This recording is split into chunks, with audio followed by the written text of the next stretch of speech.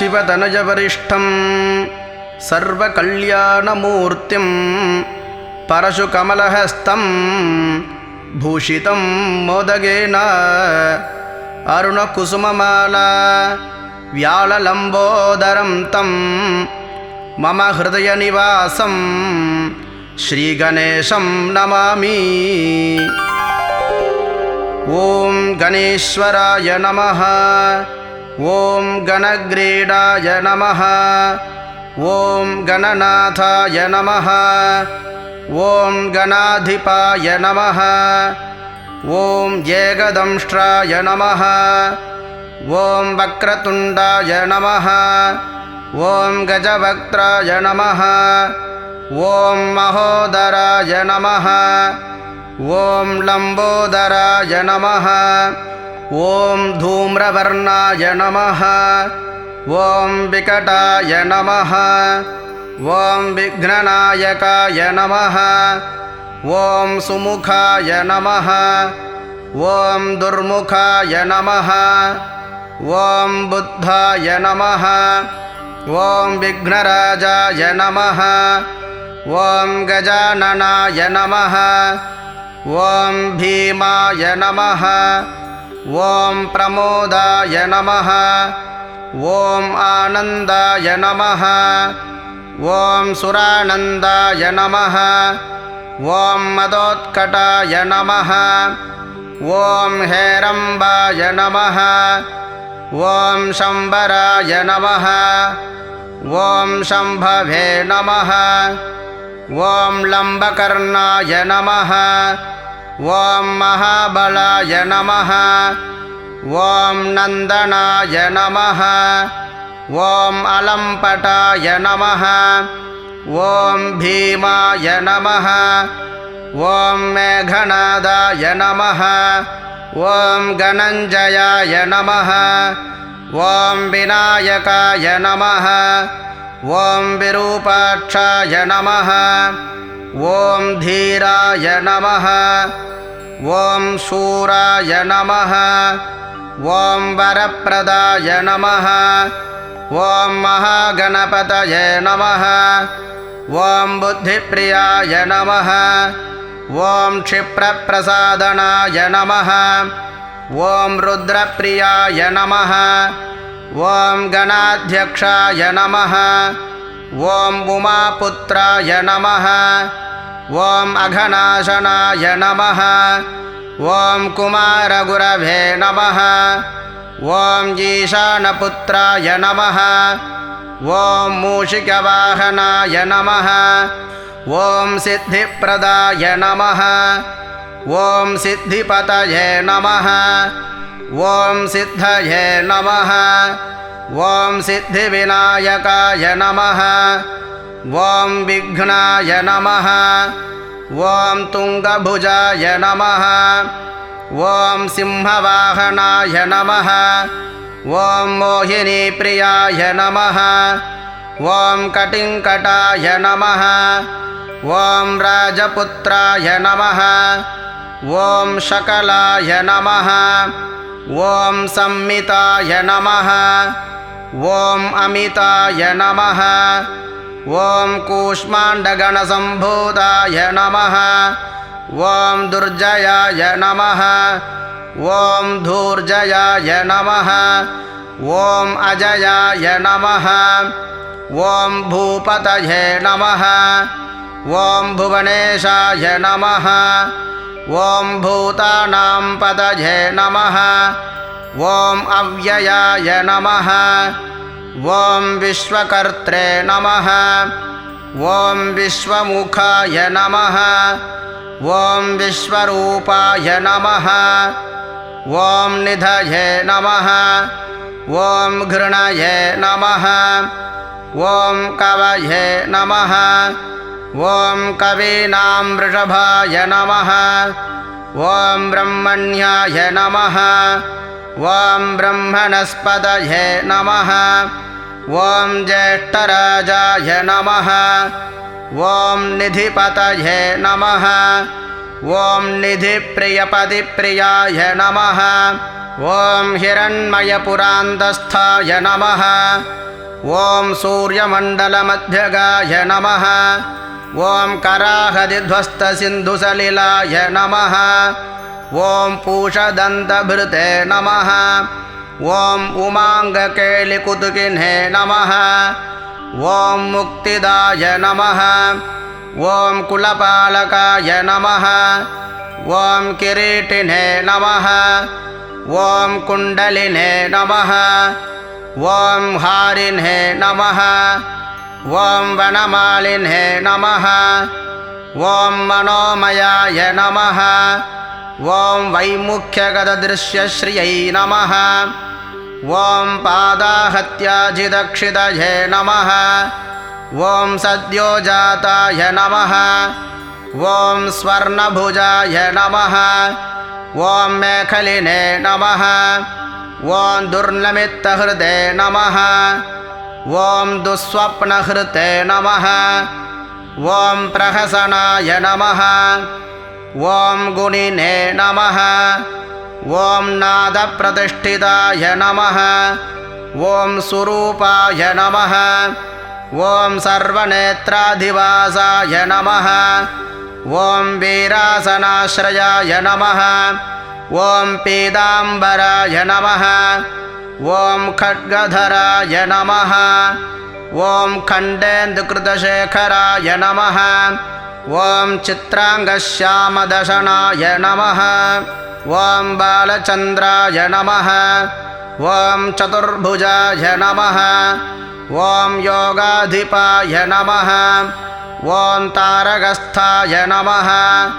ॐ पुरुषाय नमः ॐ गजकर्णकाय नमः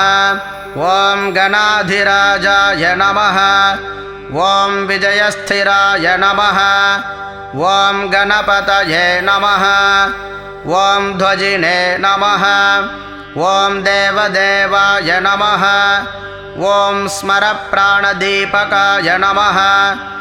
ॐ वायुकीलकाय नमः ॐ विपश्चिद्वरदाय नमः ॐ नादाय नमः ॐ नादभिण्डबलाहकाय नमः ॐ वराहवदनाय नमः ॐ मृत्युञ्जयाय नमः ॐ व्याघ्राजिनाम्बराय नमः ॐ इच्छाशक्तिधराय नमः ॐ देवत्रात्रे नमः ॐ दैत्यविमर्दनाय नमः ॐ शम्भुवक्त्रोद्भवाय नमः ॐ शम्भुकोपघ्ने नमः ॐ शम्भुहास्यभुवे नमः ॐ शम्भुतेजसे नमः ॐ शिवाशोकहारिणे नमः ॐ गौरीसुखावहाय नमः ॐ उमाङ्गमलजाय नमः ॐ गौरीतेजोभुवे नमः ॐ स्वर्धुनीभवाय नमः ॐ यज्ञगायाय नमः ॐ महानादाय नमः ॐ गिरिवर्ष्मणे नमः ॐ शुभाननाय नमः ॐ सर्वात्मने नमः ॐ सर्वदेवात्मने नमः ॐ ब्रह्ममूर्ध्ने नमः ॐ ककुप्श्रुतये नमः ॐ ब्रह्माण्डकुम्भाय नमः ॐ चिद्व्योमपालाय नमः ॐ सत्यशिरोरुहाय नमः ॐ जगज्जन्मलयोन्मेषनिमेषाय नमः ॐ अग्न्यर्कसोमदृशे नमः ॐ गिरीन्द्रैकरदाय नमः ॐ धर्माय नमः ॐ धर्मिष्ठाय नमः ॐ सामब्रह्मिताय नमः ॐ ग्रहर्षदशनाय नमः ॐ वाणीजिह्वाय नमः ॐ वासवनासिकाय नमः ॐ कुलाचलांसाय नमः ॐ सोमार्कखण्डाय नमः ॐ रुद्रशिरोधराय नमः ॐ नदीनदभुजाय नमः ॐ सर्पाङ्गुलिकाय नमः ॐ तारकानखाय नमः ॐ भ्रूमध्यसंस्थितकराय नमः ॐ ब्रह्मविद्यामतोत्कटाय नमः ॐ व्योमनाभाय नमः ॐ श्रीहृदयाय नमः ॐ मेरुपृष्ठाय नमः ॐ अर्णवोदराय नमः ॐ कुक्षिस्थयक्षगन्धर्वरक्षकिन्नरमानुषाय नमः ॐ पृथ्वीकटये नमः ॐ सृष्टिलिङ्गाय नमः ॐ शैलोरभे नमः ॐ उदग्रजानुकाय नमः ॐ पातालजङ्घाय नमः ॐ मुनिपदे नमः ॐ कालाङ्गुष्ठाय नमः ॐ त्रयीतनभे नमः ॐ ज्योतिर्मण्डललाङ्गूलाय नमः ॐ हृदयालाननिश्चलाय नमः ॐ हृत्पद्मकर्णिकाशायिने नमः ॐ वियत्केलिसरोरुहाय नमः ॐ सद्भक्तध्याननिगलाय नमः ॐ पूजावारिनिवारिताय नमः ॐ प्रतापिने नमः ॐ काश्यपसुताय नमः ॐ गणपाय नमः ॐ विडपिने नमः ॐ बलिने नमः ॐ यशस्विने नमः ॐ धार्मिकाय नमः ॐ स्वोजसे नमः ॐ प्रमथाय नमः ॐ प्रमथेश्वराय नमः ॐ चिन्तामणिद्वीपपतये नमः ॐ कल्पद्रुमवनालयाय नमः ॐ रत्नमण्डपमध्यस्थाय नमः ॐ रत्नसिंहासनाश्रयाय नमः ॐ तीव्राशिरोद्धृताय नमः ॐ ज्वालिनीमौलिलालिताय नमः ॐ नन्दानन्दितपीठश्रिये नमः ॐ भोगदाभूषितासनाय नमः ॐ सकामदायिनीपीठाय नमः ॐ स्फुरदुग्रासनाश्रयाय नमः ॐ तेजोवतीशिरोरत्नाय नमः ॐ सत्यानित्यव्रतंसिताय नमः ॐ सविघ्ननाशिनीपीठाय नमः ॐ सर्वशक्त्यम्बुजालयाय नमः ॐ लिपिपद्मासनाधाराय नमः ॐ वह्निधामत्रयालयाय नमः ॐ उन्नतप्रपदाय नमः ॐ गूढगुल्फाय नमः ॐ संवृतपार्ष्णिकाय नमः ॐ पीनजङ्घाय नमः ॐ श्लिष्टजानभे नमः ॐ स्थूलरूपाय नमः ॐ नमत्कटये नमः ॐ निम्ननाभये नमः ॐ स्थूलकुक्षये नमः ॐ पीनवक्षसे नमः ॐ बृहद्भुजाय नमः ॐ पीनस्कन्धाय नमः ॐ कम्बुकण्ठाय नमः ॐ लम्बोष्टाय नमः ॐ लम्बनासिकाय नमः ॐ भग्नवामरदाय नमः ॐ तुङ्गदक्षदन्ताय नमः ॐ महाहणवे नमः ॐ ह्रस्वनेत्रत्रयाय नमः ॐ शूर्पकर्णाय नमः ॐ निबिडमस्तकाय नमः ॐ स्तम्भकाकारकुम्भाग्राय नमः ॐ रत्नमौलये नमः ॐ निरङ्कुशाय नमः ॐ सर्पहारकटिसूत्राय नमः ॐ सर्पयज्ञोपवीतवते नमः ॐ सर्पकोटीरकटकाय नमः ॐ सर्पग्रैवेयकाङ्गदाय नमः ॐ सर्पकक्षोदराबन्धाय नमः ॐ सर्पराजोत्तरीयकाय नमः ॐ रक्तरक्ताम्बरधराय नमः ॐ रक्तमाल्यविभूषणाय नमः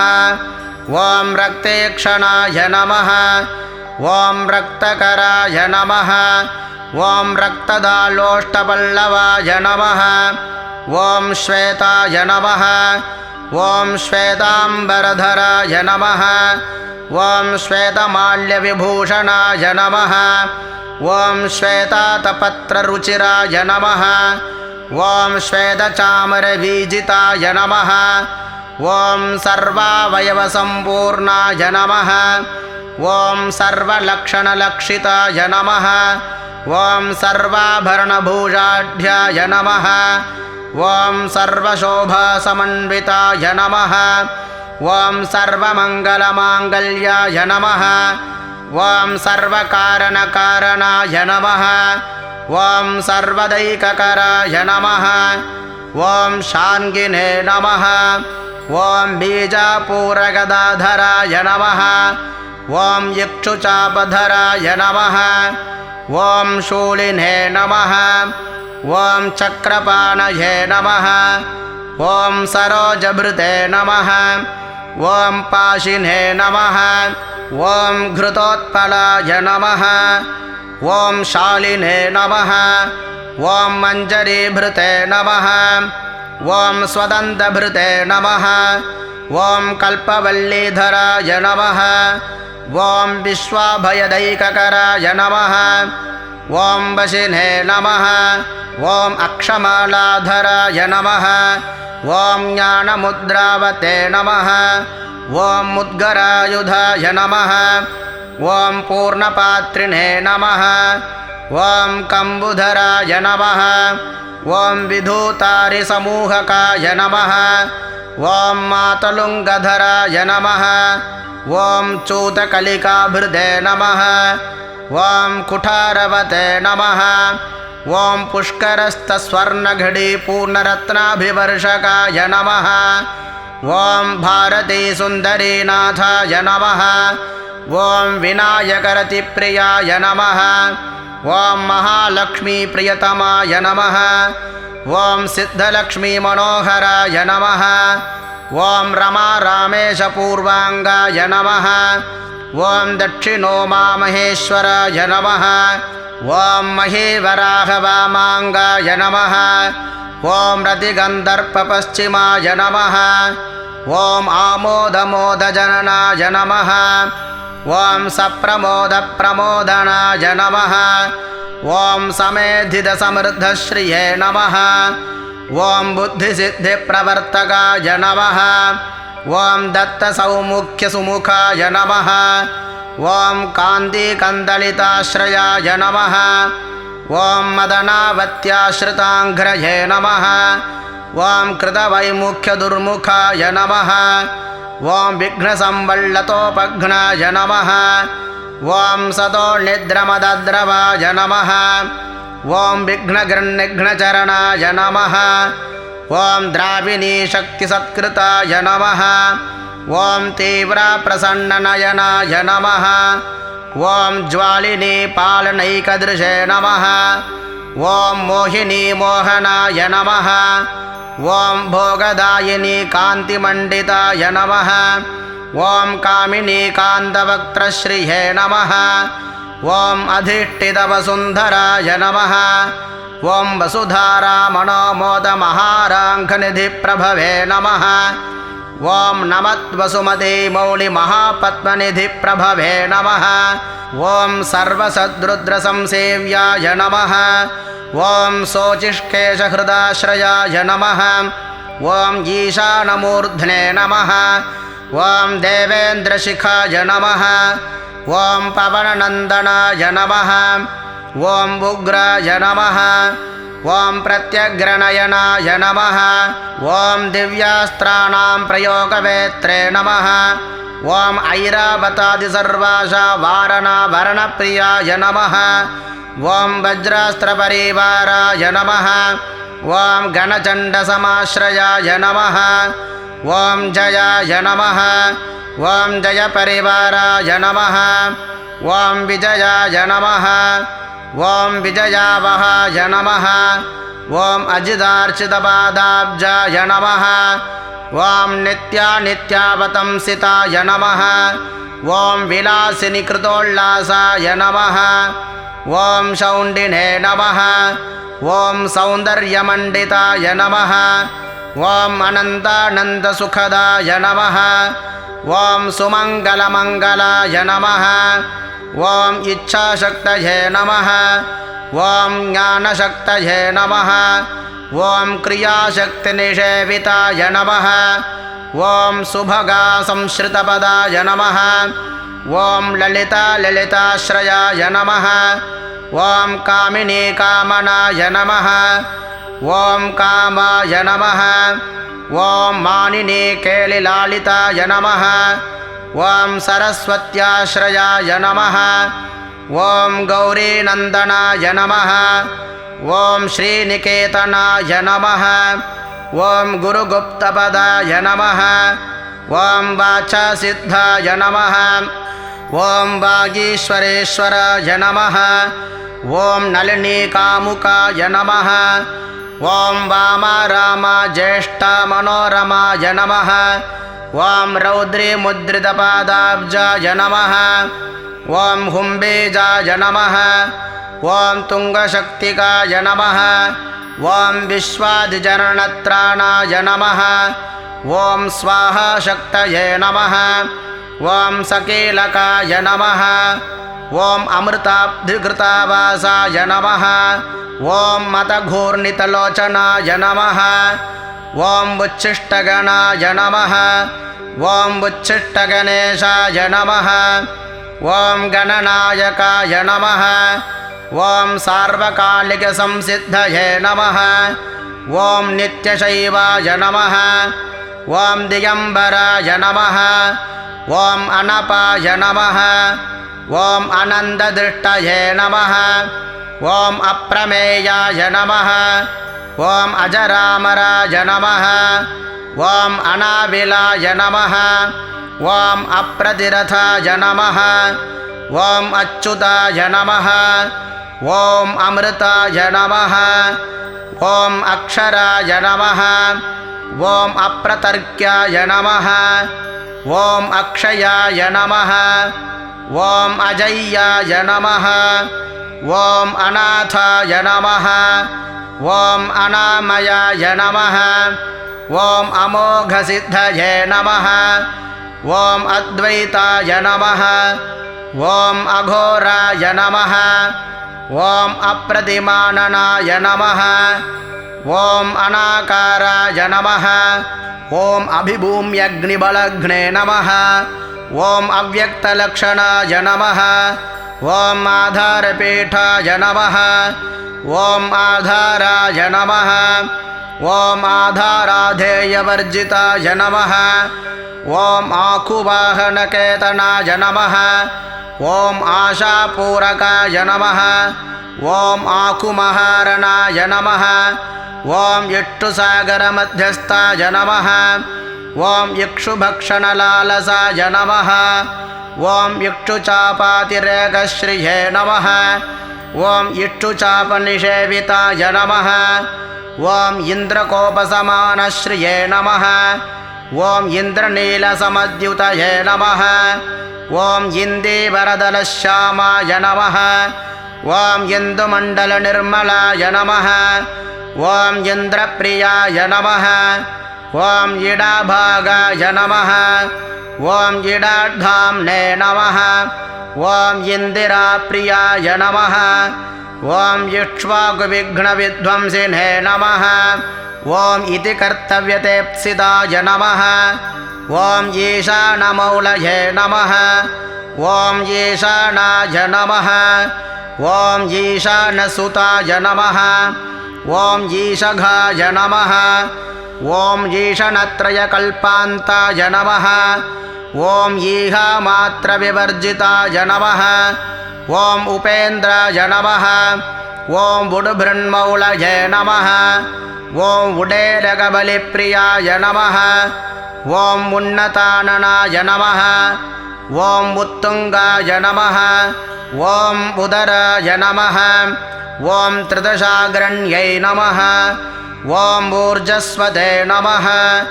ॐ उज्ज्वलतनवे नमः ॐ ऊहापोहदुरासदाय नमः ॐ ऋग्यजुस्सामसम्भूतये नमः ॐ ऋद्धिसिद्धिप्रवर्तकाय नमः ॐ ऋजुचित्तैकसुलभाय नमः ॐ ऋणत्रयविमोचनाय नमः ॐ स्वभक्तविघ्ननाशाय नमः ॐ सुरद्भिट्शक्तिलोपकृते नमः ॐ विमुखार्चनाविलुप्तश्रिये नमः ॐ लूताविस्फोटनाशनाय नमः ॐ एकारपीठमध्यस्थाय नमः ॐ एकपातकृतासनाय नमः ॐ येजिदाखिलदैत्यश्रिये नमः ॐ येजिदाखिलसंश्रयाय नमः ॐ ऐश्वर्यनिधये नमः ॐ ऐश्वर्याय नमः ॐ ऐहिकामुष्मिकप्रदाय नमः ॐ ऐरम्मदसमोन्मेषाय नमः ॐ ऐरावतनिभाननाय नमः ॐ ओङ्कारवाच्याय नमः ॐ ओङ्काराय नमः ॐ वोजस्वते नमः ॐ वोषधीपदये नमः ॐ औदार्यनिधये नमः ॐ औद्धत्यधुर्याय नमः ॐ औन्नत्यविग्रहाय नमः ॐ सुरनागानामङ्कुशाय नमः ॐ सुरद्विषामङ्कुशाय नमः ॐ असमस्तविसर्गान्तपादेषु परिकीर्तिताय नमः ॐ कमण्डलुधराय नमः ॐ कल्पाय नमः ॐ कपर्दिने नमः ॐ कलभाननाय नमः ॐ कर्मसाक्षिणे नमः ॐ कर्मकर्त्रे नमः ॐ कर्मफलप्रदाय नमः ॐ कदम्बकोरकाकाराय नमः ॐ कूष्माण्डगणनायकाय नमः ॐ कारुण्यदेहाय नमः ॐ कपिलाय नमः ॐ कथगाय नमः ॐ कटिसूत्रभृदे नमः ॐ खर्वाय नमः ॐ खड्गप्रियाय नमः ॐ खड्गिने नमः ॐ खातान्तस्थाय नमः ॐ खनिर्मलाय नमः ॐ खर्वाटशृङ्गनिलयाय नमः ॐ खड्वाङ्गिने नमः ॐ खदुरासदाय नमः ॐ गणाढ्याय नमः ॐ गहनाय नमः ॐ गम्याय नमः ॐ गद्यपद्यसुधार्णवाय नमः ॐ गद्यगानप्रियाय नमः ॐ गर्जाय नमः ॐ गीतगीर्वाणपूर्वजाय नमः ॐ गुह्याचाररताय नमः ॐ गुह्याय नमः ॐ गुह्यागमनिरूपिताय नमः ॐ गुहाशयाय नमः ॐ गुहाब्धिस्थाय नमः ॐ गुरुगम्याय नमः ॐ गुरोर्गुरवे नमः ॐ घण्टाघर्गरिकामालिने नमः ॐ घण्टकुम्भाय नमः ॐ घटोदराय नमः ॐ चण्डाय नमः ॐ चण्डीश्वराय नमः ॐ चण्डिने नमः ॐ चण्डेशाय नमः ॐ चण्डविक्रमाय नमः ॐ चराचरपित्रे नमः ॐ चिन्तामणिचर्वणलालसाय नमः ॐ छन्दसे नमः ॐ छन्दोवपुषे नमः ॐ छन्दोदुर्लक्ष्याय नमः ॐ छन्दविग्रहाय नमः ॐ जगद्योनये नमः ॐ जगत्साक्षिणे नमः ॐ जगदीशाय नमः ॐ जगन्मयाय नमः ॐ जपाय नमः ॐ जपपराय नमः ॐ जप्याय नमः ॐ जिह्वासिंहासनप्रभवे नमः ॐ झलज्जल्लोलसद्दानझङ्गारिभ्रमराकुलाय नमः ॐ टङ्कारस्फारसम्भ्रावाणुकारिमणिनूपुराय नमः ॐ तापत्रयनिवारिणे नमः ॐ सर्वमन्त्रैकसिद्धिदाय नमः ॐ डिण्डिमुण्डाय नमः ॐ डागिनीशाय नमः ॐ डामराय नमः ॐ डिण्डिमप्रियाय नमः ॐ ढक्कानिनादमुदिताय नमः ॐ ढौकाय नमः ॐ ढुण्डिविनायकाय नमः ॐ तत्त्वानां परमाय नमः ॐ तत्त्वज्ञेयाय नमः ॐ तत्त्वनिरूपिताय नमः ॐ तारकान्तरसंस्थानाय नमः ॐ तारकाय नमः ॐ तारकान्तकाय नमः ॐ स्थानभे नमः ॐ स्थाणुप्रियाय नमः ॐ स्थात्रे नमः ॐ स्थावराय नमः ॐ जङ्घमाय नमः ॐ जगदे नमः ॐ दक्षयज्ञप्रमथनाय नमः ॐ दात्रे नमः ॐ दानवमोहनाय नमः ॐ दयावते नमः ॐ दिव्यविभवाय नमः ॐ दण्डभृते नमः ॐ दण्डनायकाय नमः ॐ दन्तप्रभिन्नाभ्रमलाय नमः ॐ दैत्यवारणधारणाय नमः ॐ दंष्ट्रालग्नद्विपघटाय नमः ॐ देवार्थनृगजागृतये नमः ॐ धनधान्यपतये नमः ॐ धन्याय नमः ॐ धनदाय नमः ॐ धरणीधराय नमः ॐ ध्यानैकप्रकटाय नमः ॐ ध्येयाय नमः ॐ ध्यानाय नमः ॐ ध्यानपरायणाय नमः ॐ नन्द्याय नमः ॐ नन्दिप्रियाय नमः ॐ नादाय नमः ॐ नादमध्यप्रतिष्ठिताय नमः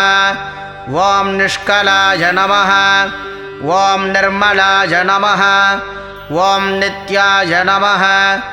ॐ नित्यानित्याय नमः ॐ निरामयाय नमः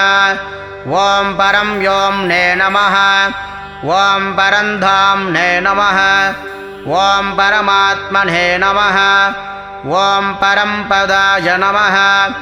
ॐ परात्परस्मै नमः ॐ पशुपतये नमः ॐ पूर्णमोदकसारवते नमः ॐ पूर्णानन्दाय नमः ॐ परानन्दाय नमः ॐ पुराणपुरुषोत्तमाय नमः ॐ पद्मप्रसन्ननयनाय नमः ॐ प्रणदाज्ञानमोचनाय नमः ॐ प्रमाणप्रत्ययातीताय नमः ॐ प्रणदार्तिनिवारणाय नमः ॐ फलहस्ताय नमः ॐ फणिपतये नमः ॐ फेत्कारफणितप्रियाय नमः ॐ बाणार्चिताङ्घ्रियुगलाय नमः ॐ बाणकेलिकुतूहलिने नमः ॐ ब्रह्मणे नमः ॐ ब्रह्मार्चितपदाय नमः ॐ ब्रह्मचारिणे नमः ॐ बृहस्पतये नमः ॐ बृहत्तमाय नमः ॐ ब्रह्मपराय नमः ॐ ब्रह्मण्याय नमः ॐ ब्रह्मवित्प्रियाय नमः ॐ बृहन्नादाग्र्यचीत्काराय नमः ॐ ब्रह्माण्डाबलिमेखलाय नमः ॐ भ्रूक्षेपदत्तलक्ष्मीकाय नमः ॐ भर्गाय नमः ॐ भद्राय नमः ॐ भयापहाय नमः ॐ भगवते नमः ॐ भक्तिसुलभाय नमः ॐ भूतिदाय नमः ॐ भूतिभूषणाय नमः ॐ भव्याय नमः ॐ भूतालयाय नमः ॐ भोगदात्रे नमः ॐ भ्रूमध्यगोचराय नमः ॐ मन्त्राय नमः ॐ मन्त्रपतये नमः ॐ मन्त्रिणे नमः ॐ मदमत्तमनोरमाय नमः ॐ मेखलावते नमः ॐ मन्दगतये नमः ॐ मदिमत्कमलेक्षणाय नमः ॐ महाबलाय नमः ॐ महावीराय नमः ॐ महाप्राणाय नमः ॐ महामनसे नमः ॐ यज्ञाय नमः ॐ यज्ञपतये नमः ॐ यज्ञगोप्त्रे नमः ॐ यज्ञफलप्रदाय नमः ॐ यशस्कराय नमः ॐ योगगम्याय नमः ॐ याज्ञिकाय नमः ॐ याजकप्रियाय नमः ॐ रसाय नमः ॐ रसप्रियाय नमः ॐ रस्याय नमः ॐ रञ्जकाय नमः ॐ रावणार्चिताय नमः ॐ रक्षोरक्षाकराय नमः ॐ रत्नगर्भाय नमः ॐ राज्यसुखप्रदाय नमः ॐ लक्षाय नमः ॐ लक्षप्रदाय नमः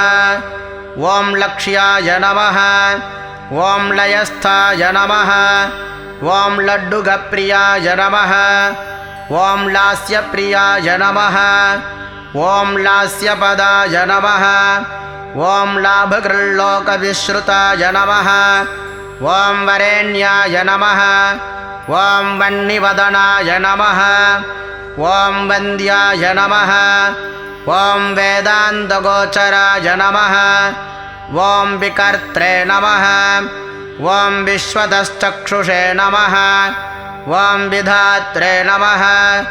ॐ विश्वतोमुखाय नमः ॐ वामदेवाय नमः ॐ विश्वनेत्रे नमः ॐ वज्रिणे नमः ॐ वज्रनिवारणाय नमः ॐ विश्वबन्धनविष्कम्भाधाराय नमः ॐ विश्वामरप्रभवे नमः ॐ शब्दब्रह्मणे नमः ॐ समप्राप्याय नमः ॐ शम्भुशक्तिगणेश्वराय नमः ॐ शास्त्रशिखाग्रनिलयाय नमः ॐ शरण्याय नमः ॐ शिखरीश्वराय नमः ॐ षड्रुदकुसुमस्रग्विणे नमः ॐ षडाधाराय नमः ॐ षडक्षराय नमः ॐ संसारवैद्याय नमः ॐ सर्वज्ञाय नमः ॐ सर्वभेषजभेषजाय नमः ॐ सृष्टिस्थितिलयक्रीडाय नमः ॐ सुरकुञ्जारभेदनाय नमः ॐ सिन्दूरितमहाकुम्भाय नमः ॐ सदसद्व्यक्तिदायकाय नमः ॐ साक्षिणे नमः ॐ समुद्रमथनाय नमः ॐ स्वसंवेद्याय नमः ॐ स्वदक्षिणाय नमः ॐ स्वतन्त्राय नमः ॐ सत्यसङ्कल्पाय नमः ॐ सामगानरताय नमः ॐ सुखिने नमः ॐ हंसाय नमः ॐ हस्तिपिशाचीशाय नमः ॐ हवनाय नमः ॐ हव्यकव्यभुजे नमः ॐ हव्याय नमः ॐ हृतप्रियाय नमः ॐ हर्षाय नमः ॐ हृल्लेखामन्त्रमध्यगाय नमः ॐ क्षेत्राधिपाय नमः ॐ क्षमाभर्त्रे नमः ॐ क्षमापरपराजनाय नमः ॐ क्षिप्रक्षेमकराय नमः ॐ क्षेमानन्दाय नमः ॐ क्षोणीसुरद्रुमाय नमः ॐ धर्मप्रदाय नमः ॐ अर्थदाय नमः ॐ कामदात्रे नमः ॐ सौभाग्यवर्धनाय नमः ॐ विद्याप्रदाय नमः ॐ विभवदाय नमः ॐ भुक्तिमुक्तिफलप्रदाय नमः ॐ आभिरूप्यकराय नमः ॐ वीरश्रीप्रदाय नमः ॐ विजयप्रदाय नमः ॐ सर्ववश्यकराय नमः ॐ गर्भदोषघ्ने नमः ॐ पुत्रपौत्रदाय नमः ॐ मेधादाय नमः ॐ कीर्तिदाय नमः ॐ शोकहारिणे नमः ॐ दौर्भाग्यनाशनाय नमः ॐ प्रतिवादिमुखस्तम्भाय नमः ॐ दुष्टचित्तप्रसादनाय नमः ॐ पराभिचारशमनाय नमः ॐ दुःखभञ्जनकारकाय नमः ॐ लवाय नमः ॐ त्रुटये नमः ॐ कलायै नमः ॐ काष्ठायै नमः ॐ निमेषाय नमः ॐ घट्यै नमः ॐ मुहूर्ताय नमः ॐ प्रहराय नमः ॐ दिवाय नमः ॐ नक्ताय नमः ॐ अहोरात्राय नमः ॐ महर्निशाय नमः ॐ पक्षाय नमः ॐ मासाय नमः ॐ अयनाय नमः ॐ वर्षाय नमः ॐ युगाय नमः ॐ कल्पाय नमः ॐ महालयाय नमः ॐ राशये नमः ॐ तारायै नमः ॐ तिथये नमः ॐ योगाय नमः ॐ वाराय नमः ॐ करणाय नमः ॐ अंशकाय नमः ॐ लग्नाय नमः ॐ होरायै नमः ॐ कालचक्राय नमः ॐ मेरवे नमः ॐ सप्तऋषिभ्यो नमः ॐ ध्रुवाय नमः ॐ राहवे नमः ॐ मन्दाय नमः ॐ कवये नमः ॐ जीवाय नमः ॐ बुधाय नमः ॐ भौमाय नमः ॐ शशिने नमः ॐ रवये नमः ॐ कालाय नमः ॐ सृष्टिस्थितये नमः ॐ विश्वस्मै नमः ॐ स्थावराय नमः ॐ जङ्गमाय नमः ॐ जगदे नमः ॐ भुवे नमः ॐ अद्भ्यो नमः ॐ अग्नये नमः ॐ मरुते नमः ॐ व्योम्ने नमः ॐ अहङ्कृतये नमः ॐ प्रकृतये नमः ॐ पुंसे नमः ॐ ब्रह्मणे नमः ॐ विष्णवे नमः ॐ शिवाय नमः ॐ रुद्राय नमः ॐ ईशशक्तये नमः ॐ सदाशिवाय नमः ॐ त्रिदशेभ्यो नमः ॐ पितृभ्यो नमः ॐ सिद्धेभ्यो नमः ॐ यक्षेभ्यो नमः ॐ रक्षोभ्यो नमः ॐ किन्नरेभ्यो नमः ॐ साध्येभ्यो नमः ॐ विद्याधरेभ्यो नमः ॐ भूतेभ्यो नमः ॐ मनुष्येभ्यो नमः ॐ पशुभ्यो नमः ॐ खगेभ्यो नमः ॐ समुद्रेभ्यो नमः ॐ सरिद्भ्यो नमः ॐ शैलेभ्यो नमः ॐ भूताय नमः ॐ भव्याय नमः ॐ भवोद्भवाय नमः ॐ साङ्ख्याय नमः ॐ पातञ्जलाय नमः ॐ योगाय नमः ॐ पुराणेभ्यो नमः ॐ श्रुत्यै नमः ॐ स्मृतये नमः ॐ वेदाङ्गेभ्यो नमः ॐ सदाचाराय नमः ॐ मीमांसायै नमः ॐ न्यायविस्तराय नमः ॐ आयुर्वेदाय नमः ॐ धनुर्वेदाय नमः ॐ गान्धर्वाय नमः ॐ काव्यनाटकाय नमः ॐ वैखानसाय नमः ॐ भागवताय नमः ॐ मानुषाय नमः ॐ पाञ्चरात्रकाय नमः ॐ शैवाय नमः ॐ पाशुपताय नमः ॐ कालमुखाय नमः ॐ भैरवशासनाय नमः ॐ शाक्ताय नमः ॐ वैनायकाय नमः ॐ सौराय नमः ॐ जैनमार्हतसंहितायै नमः ॐ सते नमः ॐ असते नमः ॐ व्यक्ताय नमः ॐ अव्यक्ताय नमः ॐ सचेतनाय नमः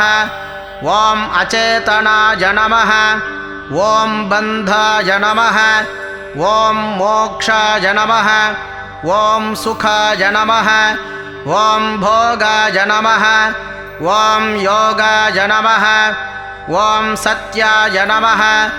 ॐ अनवे नमः ॐ महते नमः ॐ स्वस्तये नमः ॐ हुं रूपाय नमः ॐ षड्रूपाय नमः ॐ खड्गभ्रुवे नमः ॐ स्वधामयाय नमः ॐ स्वाहारूपाय नमः ॐ स्रौषड्रूपाय नमः ॐ औषड्रूपाय नमः ॐ वषण्मयाय नमः ॐ ज्ञानाय नमः ॐ विज्ञानाय नमः ॐ आनन्दाय नमः ॐ बोधाय नमः ॐ संविते नमः ॐ शमाय नमः ॐ यमाय नमः ॐ एकस्मै नमः ॐ एकाक्षराय नमः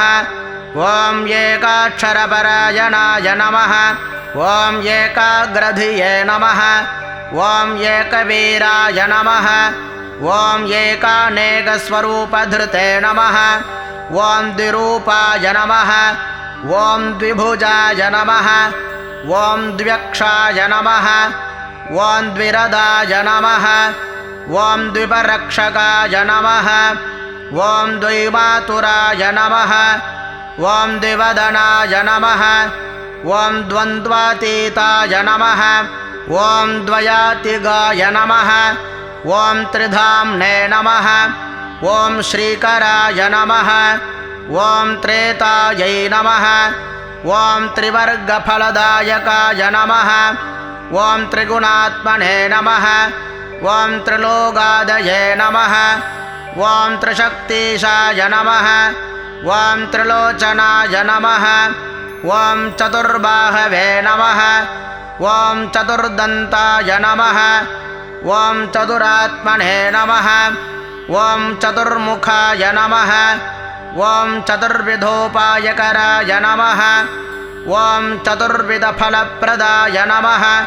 ॐ चतुरार्णसम्प्रीताय नमः ॐ चतुर्वर्णाश्रमाश्रयाय नमः ॐ चतुर्विधवचोवृत्तिपरिवृत्तिप्रवर्तकाय नमः ॐ चतुर्थीपूजनप्रीताय नमः ॐ चतुर्थीतिथिसम्भवाय नमः ॐ पञ्चाक्षरात्मने नमः ॐ पञ्चात्मने नमः ॐ पञ्चास्याय नमः ॐ पञ्चकृत्यकृते नमः ॐ पञ्चाधाराय नमः ॐ पञ्चवर्णाय नमः ॐ पञ्चाक्षरपरायणाय नमः ॐ पञ्चतालाय नमः ॐ पञ्चकराय नमः ॐ पञ्चप्रणवभाविकाय नमः ॐ पञ्चब्रह्ममयस्फूर्तये नमः ॐ पञ्चावरणवारिताय नमः ॐ पञ्चभक्ष्यप्रियाय नमः ॐ पञ्चबाणाय नमः ॐ पञ्चशिवात्मकाय नमः ॐ षट्कोणपीठाय नमः ॐ षट्चक्रधाम्ने नमः ॐ षड्ग्रन्थिभेदकाय नमः ॐ षडध्वध्वान्तविध्वंसिने नमः ॐ षडङ्कुलमहाहृदाय नमः ॐ षण्मुखाय नमः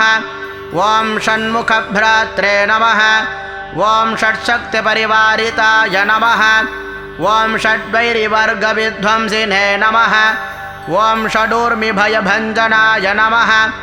ॐ षट्तर्कदूराय नमः ॐ षट्कर्मनिरताय नमः ॐ षड्रसाश्रयाय नमः ॐ सप्तपातालचरणाय नमः ॐ सप्तद्वीपोर्मण्डिताय नमः ॐ सप्तस्वर्लोकमकुटाय नमः ॐ सप्तसप्तिवरप्रदाय नमः ॐ सप्ताङ्गराज्यसुखदाय नमः ॐ सप्तर्षिगणमण्डिताय नमः ॐ सप्तच्छन्दोनिधये नमः ॐ सप्तहोत्रे नमः ॐ सप्तस्वराश्रयाय नमः ॐ सप्ताब्धिकेलिकासाराय नमः ॐ सप्तमातृनिषेविताय नमः ॐ सप्तच्छन्दोमोदमदाय नमः ॐ सप्तच्छन्दोमुखप्रियाय नमः ॐ अष्टमूर्तिध्येयमूर्तये नमः ॐ अष्टप्रकृतिकारणाय नमः ॐ अष्टाङ्गयोगफलभुजे नमः ॐ अष्टपत्राम्बुजासनाय नमः ॐ अष्टशक्तिसमृद्धश्रिये नमः ॐ अष्टैश्वर्यप्रदायकाय नमः ॐ अष्टपीठोपपीठश्रियै नमः ॐ अष्टमातृसमावृताय नमः ॐ अष्टभैरवसेव्याय नमः ॐ अष्टवसुवन्द्याय नमः ॐ अष्टमूर्तिभृदे नमः ॐ अष्टचक्रस्फुरन्मूर्तये नमः ॐ अष्टद्रव्यहविःप्रियाय नमः ॐ नवनागासनाध्यासिने नमः ॐ नवविन्ध्यनुशासित्रे नमः ॐ नवद्वारघनाधाराय नमः ॐ नवाधारनिकेतनाय नमः ॐ नरनारायणस्तुत्याय नमः ॐ नवदुर्गानिषेविताय नमः ॐ नवनाथमहानाथाय नमः ॐ नवनागविभूषणाय नमः ॐ नवरत्नविचित्राङ्गाय नमः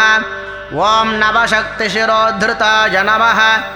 ॐ दशात्मकाय नमः ॐ दशभुजाय नमः ॐ दशदिक्पतिवन्दिताय नमः ॐ दशाध्यायाय नमः ॐ दशप्राणाय नमः ॐ दशेन्द्रियनियामकाय नमः ॐ दशाक्षरमहामन्त्राय नमः ॐ दशाशाव्यापिविग्रहाय नमः ॐ एकादशरुद्रैस्तुताय नमः ॐ एकादशाक्षराय नमः ॐ द्वादशोद्दण्डदोर्दण्डाय नमः ॐ द्वादशाङ्गनिकेतनाय नमः ॐ त्रयोदशाभिधाभिन्नविश्वदेवाधिदैवताय नमः ॐ चतुर्दशेन्द्रप्रभवाय नमः ॐ चतुर्दशमनुप्रभवे नमः ॐ चतुर्दशादिविद्याढ्याय नमः ॐ चतुर्दशजगत्प्रभवे नमः ॐ सामपञ्चदशाय नमः ॐ पञ्चदशीशीतांशुनिर्मलाय नमः ॐ षोडशाधारनिलयाय नमः ॐ षोडशस्वरमातृकाय नमः ॐ षोडशान्तपदावासाय नमः ॐ षोडशेन्दुकलात्मकाय नमः ॐ सप्तसप्तदश्यै नमः ॐ सप्तदशाय नमः ॐ सप्तदशाक्षराय नमः ॐ अष्टादशद्वीपपतये नमः ॐ अष्टादशपुराणकृते नमः ॐ अष्टादशौषधिसृष्ट्रे नमः ॐ अष्टादशमुनिस्मृतये नमः ॐ अष्टादशलिपिव्यष्टिसमष्टिज्ञानकोविदाय नमः ॐ एकविंशाय पुंसे नमः ॐ एकविंशत्यङ्गुलिपल्लवाय नमः ॐ चतुर्विंशतितत्त्वात्मने नमः ॐ पञ्चविंशाख्यपूरुषाय नमः ॐ सप्तविंशतितारेशाय नमः ॐ सप्तविंशतियोगकृते नमः ॐ द्वात्रिंशद्भैरवाधीशाय नमः ॐ चतुस्त्रिंशन्महाहृदाय नमः ॐ षट्त्रिंशत्तत्त्वसम्भूतये नमः ॐ अष्टत्रिंशत्कलातनवे नमः ॐ नमदेकोनपञ्चाशन्मरुद्वर्गनिरर्गलाय नमः ॐ पञ्चाशदक्षरश्रेणये नमः ॐ पञ्चाशद्रुद्रविग्रहाय नमः ॐ पञ्चाशद्विष्णुशक्तिशाय नमः ॐ पञ्चाशन्मातृकालयाय नमः ॐ द्विपञ्चाशत्पपुश्रेणये नमः ॐ त्रिषष्ट्यक्षरसंश्रयाय नमः ॐ चतुष्षष्ट्यर्णवनिर्नेत्रे नमः ॐ चतुष्षट्टिकलानिधये नमः ॐ चतुष्षट्टिमहासिद्धयोगिनीवृन्दवन्दिताय नमः ॐ अष्टषष्टिमहातीर्थक्षेत्रभैरवभावनाय नमः ॐ चतुर्नवतिमन्त्रात्मने नमः ॐ षण्णवत्यधिकप्रभवे नमः ॐ शतानन्दाय नमः ॐ शतमखाय नमः ॐ शतपत्रायतेक्षणाय नमः ॐ शतानीकाय नमः ॐ शतधृदये नमः ॐ शतधारवरायुधाय नमः ॐ सहस्रपत्रनिलयाय नमः ॐ सहस्रफणिभूषणाय नमः ॐ सहस्रशीर्षपुरुषाय नमः ॐ सहस्राक्षाय नमः ॐ सहस्रपदे नमः ॐ सहस्रनामसंस्तुत्याय नमः ॐ सहस्राक्षबलावहाय नमः ॐ फणामण्डलसागस्रफणिराजकृतासनाय नमः ॐ दशसागस्रफणभृत्फणिराजकृतासनाय नमः ॐ अष्टाशीतिसहस्रौघमहर्षिस्तोत्रयन्त्रिताय नमः ॐ महाकायाय नमः ॐ महात्मने नमः ॐ चण्डिलाय नमः ॐ इष्टदाय नमः ॐ रसाय नमः ॐ आधाराय नमः ॐ वेदमयाय नमः ॐ हेरम्बाय नमः ॐ स्कन्दपूर्वजाय नमः ॐ लक्षाधीशप्रियाधाराय नमः ॐ लक्षाधारमनोमयाय नमः ॐ चतुर्लक्षजपप्रेताय नमः ॐ चतुर्लक्षप्रकाशिताय नमः ॐ चतुराशीतिलक्षाणां जीवानां देहसंस्थिताय नमः ॐ कोटिसूर्यप्रतीकाशाय नमः ॐ कोटिचन्द्रांशुनिर्मलाय नमः ॐ कोटियज्ञप्रमथनाय नमः ॐ कोटियज्ञफलप्रदाय नमः ॐ शिवाभवाद्यष्टकोटिविनायकधुरन्धराय नमः ॐ सप्तकोटिमहामन्त्रमन्त्रितावयवद्युतये नमः ॐ त्रयस्त्रिंशत्कोटिसुरश्रेणीप्रणतपादुकाय नमः ॐ अनन्तदेवतासेव्याय नमः ॐ अनन्तशुभदायकाय नमः ॐ अनन्तनाम्ने नमः ॐ अनन्तश्रिये नमः ॐ अनन्तानन्दसौख्यदाय नमः ॐ श्रीमहागणपतये नमः इति श्रीमहागणपतिसहस्रनामावली सम्पूर्णम्।